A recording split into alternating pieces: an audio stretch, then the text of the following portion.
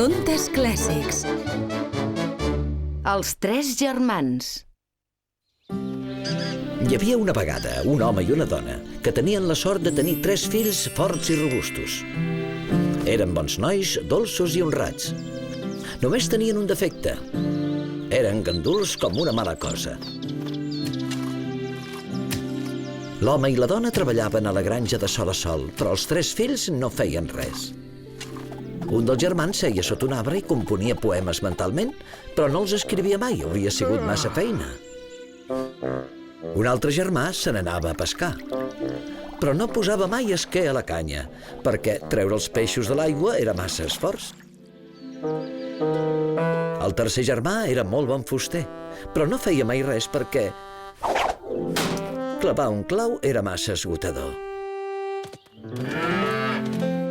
Cada vespre, 3 germanes d'una granja propera passaven amb les vaques de camí cap a casa. Els 3 germans la saludaven, però parlar amb elles hauria suposat un petit esforç i la veritat és que no tenien gaires ganes de fer-lo. Els anys van passar i l'home i la dona es van fer grans. Un dia van reunir els fills al porxo de la granja. Havia arribat l'hora. Fills meus, estem molt cansats. Ja no podem treballar més, som molt grans. Ara us toca a vosaltres portar la granja. Els 3 germans es van quedar parats. Portar la granja? Però això vol dir treballar. L'home i la dona van somriure i els van dir que no patissin, que ja ho havien previst tot. Aquests anys hem estalviat tant com hem pogut. I hem enterrat els diners a la granja dins d'un pot. Els germans es van aixecar de seguida i van començar a buscar per tot arreu. Un pot amb diners. On? L'home i la dona es van arronsar d'espatlles. No recordaven on l'havien enterrat exactament, però creien que no seria gaire difícil de trobar. Els 3 germans sabien que buscar els diners seria una feinada, però si els trobaven, no haurien de treballar mai més. Treballar una mica ara volia dir no treballar gens després. Els va semblar bona idea. L'endemà, tots 3 van començar a cavar. I van treballar per primera vegada a la vida. Van cavar i remoure, van clavar i foradar, van rondinar i es van queixar, van tenir dolors i punxades, però no van trobar cap pot amb diners. Aquell vespre van passar les 3 germanes amb les vaques i van preguntar als nois què feien. Els 3 germans els van dir que buscaven un pot amb diners i els van preguntar si els volien ajudar a trobar-lo. Les noies estaven encantades, és clar que sí. L'endemà, els nois i les noies van treballar junts. Van cavar tot el dia, però no van trobar els diners. Però van descobrir una altra cosa.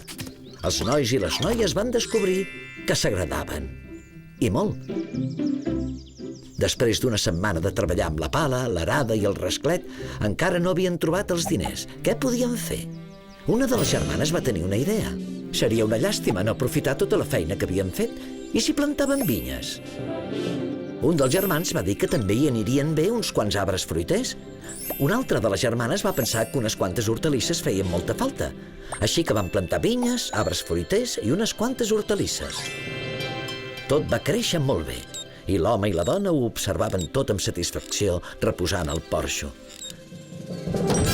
Ben aviat, els 3 germans i les 3 germanes es van casar.